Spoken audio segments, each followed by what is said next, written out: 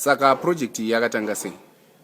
No, in actual fact, project I was inspired by guys like Steve Jobs, Bill Gates, all those guys, very innovative, very out there. And then we as Zimbabweans, we were lacking, so we came up with a new project. Project actually was something Chongoto Titire Vana Vedu. It's a new project.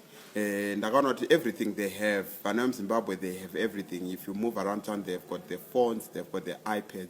But there was still something that was lacking. Chanchakonzerot vana vedu zvona kana kuti akarara pachest yechembere, akararwa pachest nechembere, chungoona kuti zvinhu zvekuti tikavagadzirira isusu tikasavagadzirira hapana munhu anokwanisa kuvagadzirira.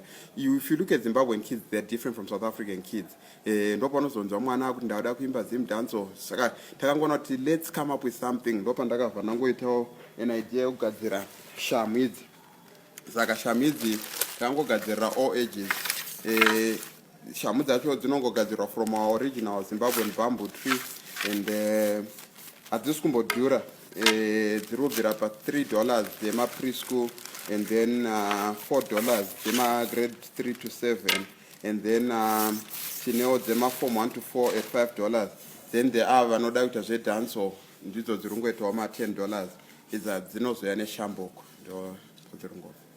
All right, thank you so much. Okay.